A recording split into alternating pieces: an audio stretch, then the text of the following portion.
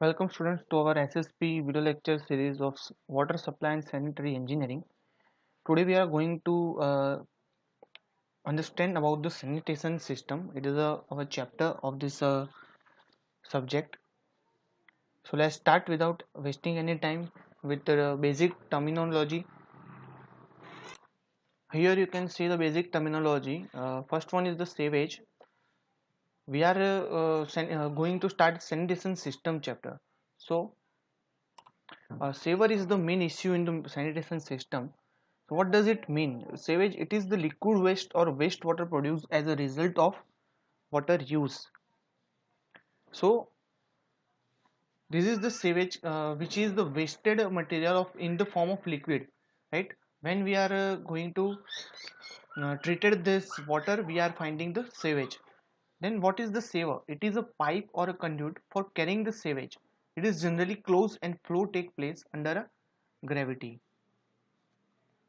मतलब कि सेवर जो है वो एक पाइप है, ठीक है, कंड्यूट है, एक केज है जिसके अंदर से जो सेवेज है वो ट्रांसप्यूट करेगा, कम्यूट करेगा. Clear? Then sewerage. What is sewerage? Sewerage is the system of collection of waste water and conveying it is to the point of disposal with or without treatment. मतलब कि सेवरेज ये एक system है जो waste water को collect करेगा और उसको डिस्पोजल सिस्टम और ट्रीटमेंट प्लांट तक कंट्रीब्यूट करेगा, मतलब पहुंचा देगा. ठीक है, तो सोर्सेस ऑफ वाटर देख लेते हैं कि हमें कहाँ कहाँ से वेस्ट वाटर मिल जाएगा, सोर्सेस ऑफ वेस्ट वाटर मिल जाएगा. तो फर्स्ट ऑफ है तो डोमेस्टिक. डोमेस्टिक मतलब हम जहाँ पे रहते हैं, ये वाली जगह. ठीक है, it is a waste water from house, office और other buildings, hotels and institute. Industrial waste, it is the liquid waste from the industrial process. ठीक है, and then the storm water, it include the surface run off generated by the rainfall and the street wash. Now quickly take a look for the component of wastewater engineering. It is a collection system and the disposal system, and the territory is the treatment work. Collection system में क्या होता है, एक हम लोग network provide कर दे savage pipe का. ठीक है, ये पूरी सेवरेज सिस्टम है जो पूरा कलेक्शन होगा कि जहाँ से सेवर कलेक्ट होगा और दूसरी जगह पे डिस्पोज होगा या फिर ट्रीट होगा. ठीक है, तो कलेक्शन सिस्टम में सबसे पहले तो हम लोग जितने भी वेस्ट कंडीशंस है, डोमेस्टिक, इंडस्ट्रियल वेस्ट वगैरह, वो हम लोग करेक्ट करने की मेथड्स के बारे में समझेंगे. ठीक है, वो कलेक्ट करेंगे. देन आएगा डिस्पोजल. डिस्पोजल मतलब उसको कहीं ना कहीं एक जगह पे जाके स्थित करना है हमें. ठीक है, डिस्पोज करना है, फेंक देना है. तो उसके लिए डिस्पोजल सिस्टम जरूरी रहेगी जिसमें sewage pumping station and outfalls contribute करेंगे. And then after it is a treatment work, मतलब वेस्ट वाटर ट्रीटमेंट प्लांट्स जो हम लोग अहमदाबाद में भी आप देख सकते हो. Sewerage treatment plant and waste water treatment plants already मौजूद है. ठीक है, जहाँ पे हम लोग पानी को और जो वेस्ट रहता है उसको ट्रीट करते हैं, जो लेस हार्मलेस रहे एनवायरमेंट को, इस हिसाब से हम उसको ट्रीट कर देते हैं. अब बात करते हैं टाइप ऑफ सेवर्स की. So there are following type of sewers. First one is the sanitary sewer. It carries the sanitary sewage like waste from the municipality including domestic and industrial wastewater. ठीक है. Then storm sewer. It carries the storm sewage including surface runoff and street wash. Then after it is a combined sewer. It is carries the domestic, industrial and storm water. Then after house sewer, it is the sewer conveying the sewage from the plumbing system of a building to the common municipal system. मतलब कि common building में से वो municipal system में जो saver है वो transfer करेगा. ठीक है, वैसी एक प्लम्बिंग सिस्टम होगी. Then lateral sewerage. This sewerage carries the discharge from the houses sewer. मतलब जो हाउस वाले जो हाउसेस सेवर है उसमें से वो डिस्चार्ज करेगा. ठीक है, लेटरल सेवर है वो. उसके बाद sub main sewer. This sewer receive the discharge from 2 or more laterals. दो और तीन से ज्यादा लेटरल्स को कनेक्ट करके एक सेवर सिस्टम होगा जहां से वो डिस्चार्ज कलेक्ट करेगा. Then main trunk sewer, it receive the discharge from 2 or more sub mains. Same, right. And outfall sewer, it is the receive discharge from all the collecting system and convey it to the point of final disposal. मतलब जो हर एक system हमने देखी वो हर एक का last and point वो है हमारा आउटफॉल सेवर पॉइंट, जहाँ पे हम लोग सभी जगहों से सेवर कलेक्ट करेंगे और एक फाइनल पॉइंट पे जाके उसको डिस्पोज करने वाले. That is your outfall sewer. ये आपके सामने पूरा जो सेवर सिस्टम प्लांट है. ठीक है, ये है आपका मेन ट्रंक, ये है आपकी लेटरल्स बहुत सारी, वो लेटरल्स जाती है सब मेन सेवर्स में। ये है आपका मेन सेवर, ठीक है, ये सब लेटरल्स मेन सेवर में कनेक्ट होती है और वो मेन सेवर जाता है लास्ट में आउटफॉल सेवर। आउटफॉल सेवर से हो जाएगा डायरेक्टली सेवर ट्रीटमेंट प्लांट के अंदर। ये है आपका पूरा schematic diagram of this structure. अब यहाँ पे पोज करके इसको ड्रॉ भी कर सकते हो। नाउ हम बात करते हैं collection and conveyance system of the sanitation. जैसे हमने पहले ही देखा था कि कलेक्शन वर्क और डिस्पोजल वर्क क्या होता है, ठीक है। उसमें disposal work mainly consist of treatment work which are essential to treat the wastewater and disposal it of in such a way that it may not cause any harm to the health of public and not the pollute the nearby water sources. The collection works are the work which were done to collect the waste product. In older days it was done by the conveyance method, but in the modern cities it is done by the water carriage method. मतलब कि disposal work generally treatment process को ही consist करता है, ठीक है। पहले के time पे हम लोग जनरली कन्वर्जेंस मेथड से उसको रन कराते थे, but in modern time it is run by the water carriage method, ठीक है। ये है उसका सार। अब उसका स्कीमेटिक डायग्राम यहाँ पे देख लीजिए कलेक्शन एंड कन्वीनियंस का। यह पूरा आपका हाउस होल्ड के लेटरल्स, ठीक है। इंस्टॉलेशन ऑफ फिल्ट्रेशन इनलेट्स होते हैं जो आपके घर के बाहर रहते हैं, ठीक है। वहां से स्टोरेज पाइप्स में जाएगा या फिर स्टॉर्म वाटर होगा वो भी जा सकता है। सेवर आउटलेट को यहाँ पे दिया है, ठीक है। वो सब पंपिंग स्टेशन से जाए, पंपिंग स्टेशन तक जा सकता है। पंपिंग स्टेशन से सैनिटरी जो सेवर सिस्टम प्लांट है वहां पे जाता है। Clear? Now there are main two methods to the collection, ठीक है। Collection of the sanitiser sewers they have only two methods. First one है कन्वर्जेंसी मेथड एंड दूसरी है वाटर कैरेज मेथड। बहुत ही आईएमपी है जीटू के एग्जाम के अंदर, ठीक है। ऐसा क्वेश्चन काफी बार पूछा है, what are the sanitisation methods, right. तो आप उसमें लिख सकते हो conservancy method and water carriage method. तो first of all this is the conservancy method, household directly to the septic tank and directly to the drain field and the infiltrated by the ground water. ये आपकी कंजर्वेंस system, उसको हम detail में देखते हैं अभी। What is the convergence system is? Sometimes this system is also called as a dry system. This system is in the practice from very ancient time. Actually, it is out of the date system, even though it is the prevailing in the small town, villages and underdeveloped portion of the large cities. Various type of the refuse and storm water are collected, conveyed and disposed of separately by the different method in this system. Therefore, it is called the conservance system. मतलब कि कंजर्वेंस system है उसको हम लोग dry system भी कहते हैं और बहुत ही पुराने जमाने से हम इसका यूज कर रहे हैं, ठीक है।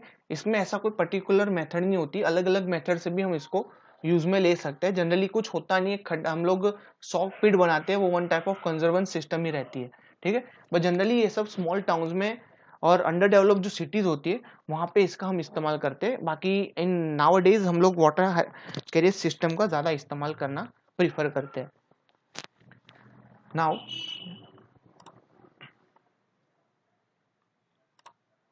garbage or dry refuges of a town is collected in the dustbins placed along the roads and street, ठीक है। हम लोग जैसे अभी यहाँ पे भी करते हैं, तो डस्टबिन के ऊपर हम लोग जो गार्बेज वगैरह डाल देते हैं, जो कचरा डाल देते हैं वो, from where it is the conveyed by the trucks or conveyed carts once or twice in a day to the point of disposal. जैसे हमारे घर पे होता है, कचरे वाला आता है और उसको कलेक्ट कर लेता है। Then all the non-combustible portion of the garbage such as sand, dust, clay, acids, etc. are used for the filling the low-level areas to reclaim land for further development of the town. मतलब कि जो non combustible material है, portion है, ठीक है, जैसे sand, dust, acids वगैरह हो गया, उसको हम जो लो लाइन एरिया होता है वहाँ का लेवलिंग करने के लिए हम उसका यूज कर लेते हैं। Direct it is a sustainable development one type of, okay. Then the combustion portion of the garbage such as the dry leaves, waste paper, broken furniture, etc. are burned. The decaying fruit and vegetable grass and the organic contents like that will be first dried and then disposed by the burning of their manufacturing or manure. मतलब कि जो अलग दूसरे portion होते हैं, जो combustible portion होते हैं, wooden material type, pages material type, उसको हम लोग डायरेक्टली बर्न कर सकते हैं। और जो डिकेइंग मशीन जो डिकम्पोज होते हैं वैसे मटेरियल ऑर्गेनिक मैटर, उसको हम लोग पहले ड्राई करते हैं, उसके बाद डिकम्पोज कर देते हैं। नाउअडे उसके लिए बहुत सारे ऑप्शंस भी, हम उसको भी सस्टेनेबल डेवलपमेंट काउंट कर सकते हैं। वो सब ऑर्गेनिक मैटर को हम लोग बायोगैस प्लांट के अंदर यूज करते हैं और उसमें से एनर्जी प्रोड्यूस कर लेते हैं, गैस प्रोड्यूस कर लेते हैं। Now the human extract or night soil is collected separately in the previous or conservance latrines. The liquid and the semi-liquid waste are collected in separate drain of the same latrines from where they are removed throughout the human agencies. The night soil is taken outside the town in closed animal drawn cart, truck or tanks mounted on the trailer. The night soil is buried in the trenches.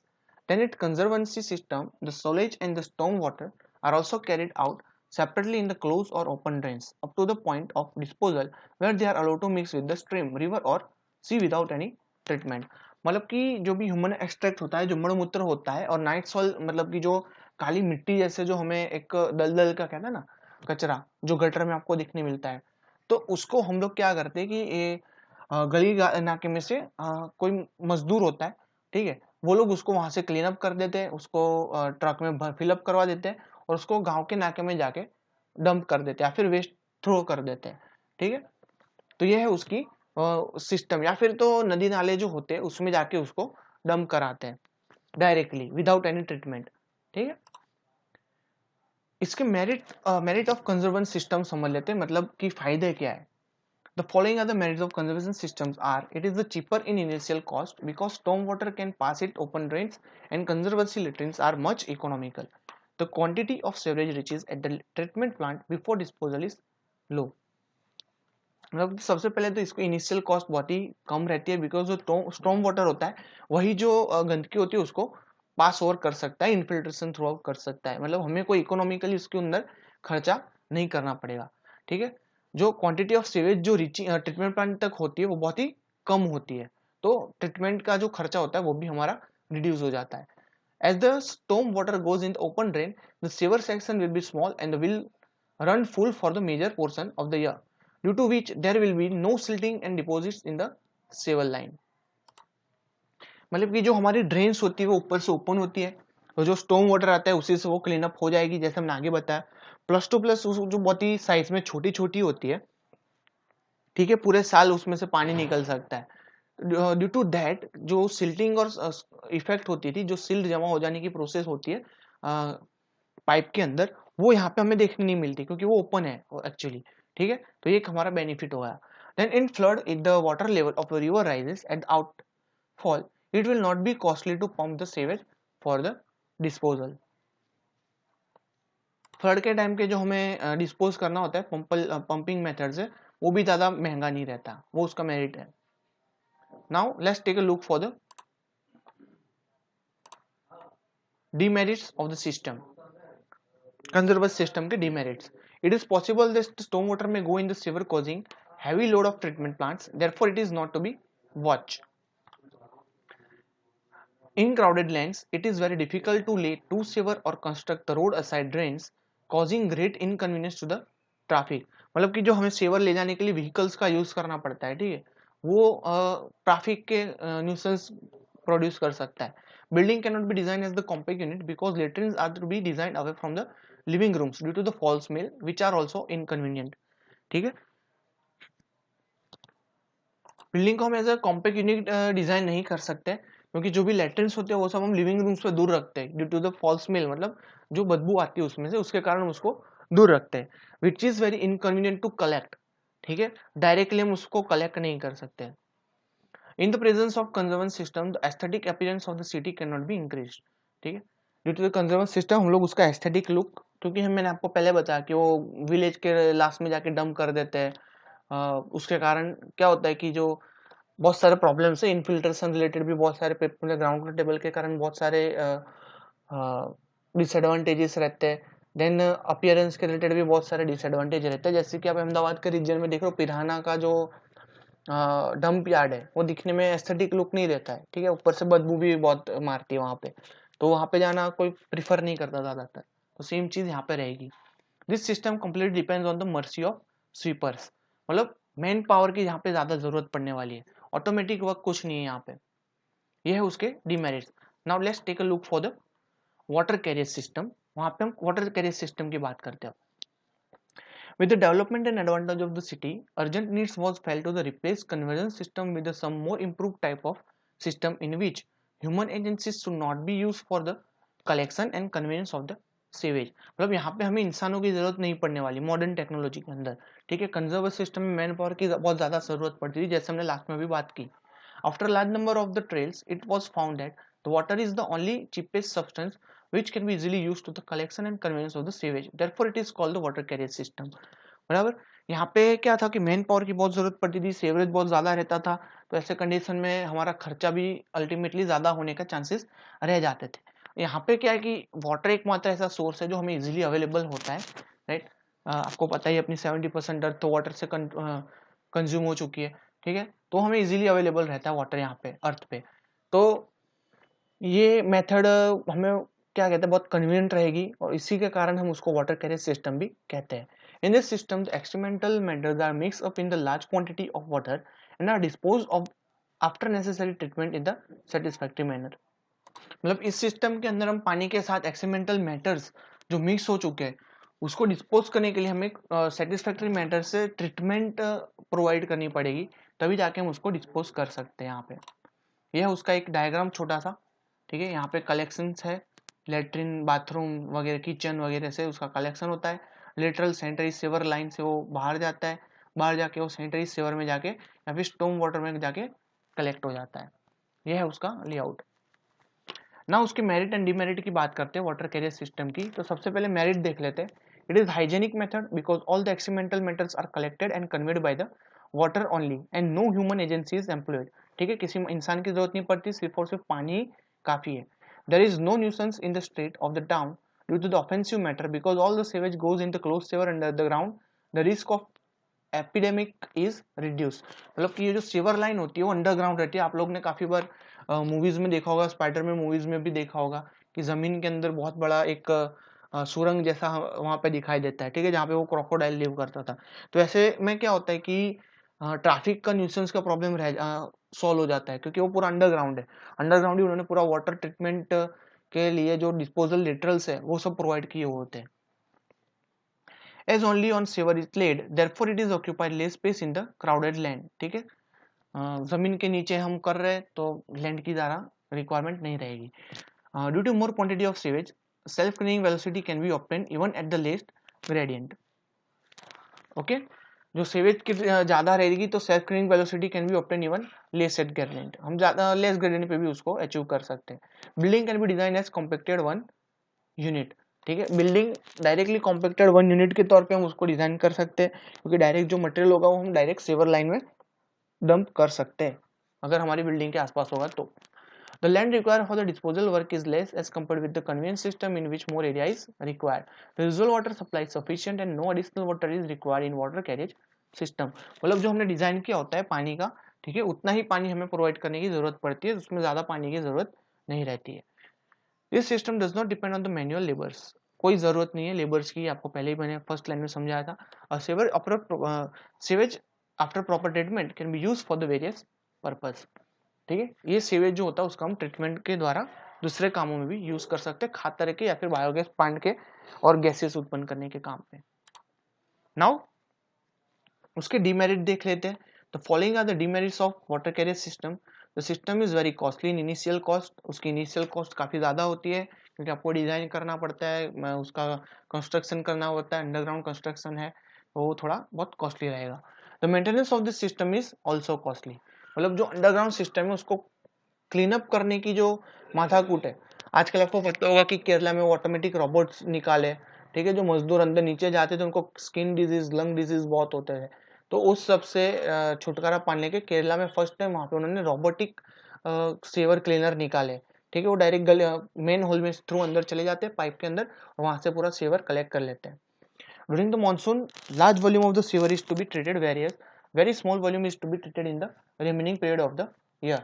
मतलब कि जो monsoon का time होता है वहाँ उस time पूरा जो सेवर सिस्टम होता है वो क्लीन अप हो जाता है due to the water flow velocity of water, ठीक है। बाकी के टाइम में उसका जो ट्रीटमेंट है, मतलब क्लीनिंग के प्रोसेस है, बहुत स्लो रहती है, क्योंकि उसके अंदर एक्स्ट्रा वाटर की जरूरत पड़ेगी, इसलिए जो हम नहीं प्रोवाइड करते हैं।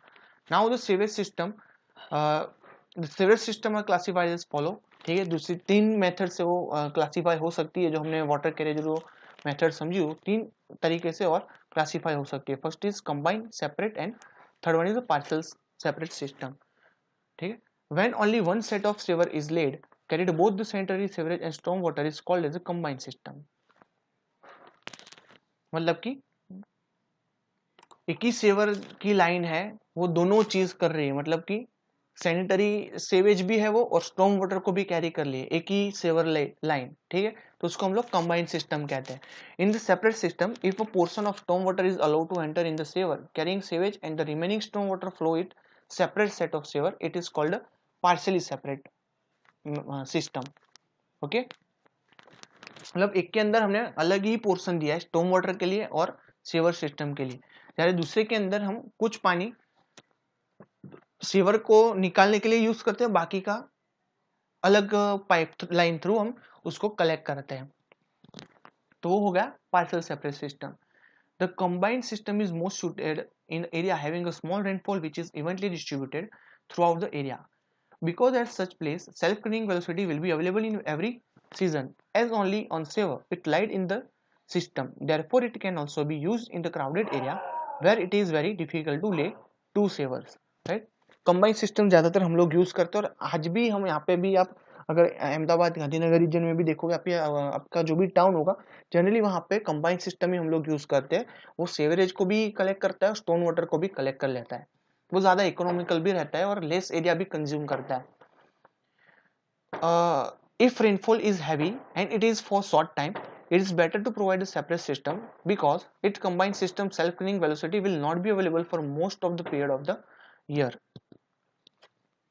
मतलब कि जो सेपरेट सिस्टम है वो तभी हम यूज कर सकते हैं जब रेनफॉल जो होता है वो हैवी होता है.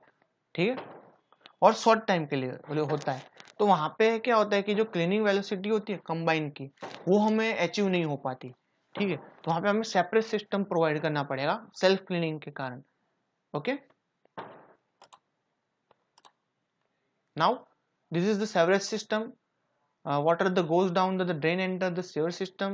Most municipalities have separate system for the storm water and the waste water.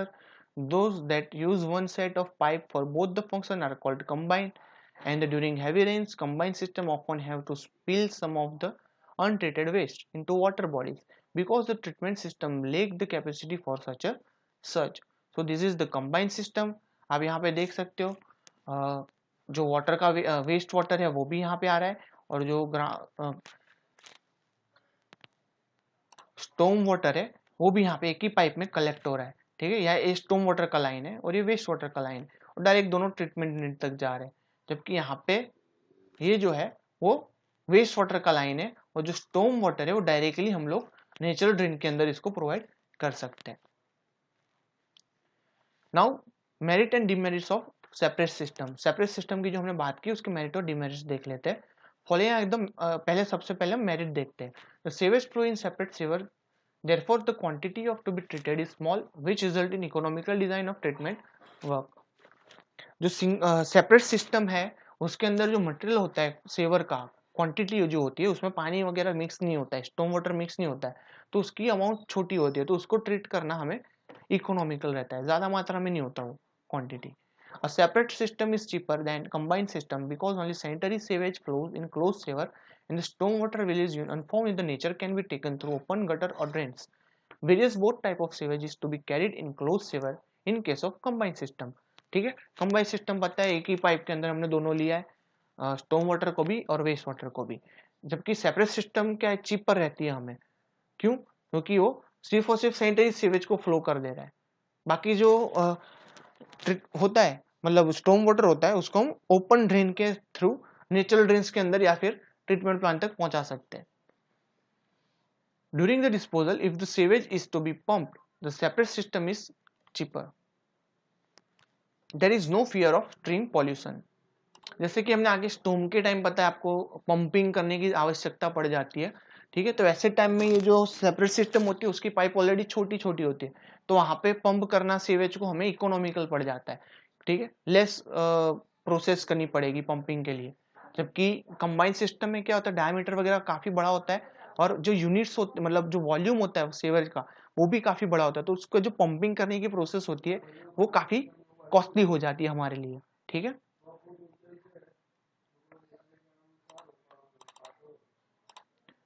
Now there are the demerit of the separate system, आगे के जो थे वो फायदे थे, ये नुकसान है उसके सेपरेट सिस्टम के। Generally the self cleaning velocity is not available due to the small quantity of sewage, therefore flushing is required at the various point.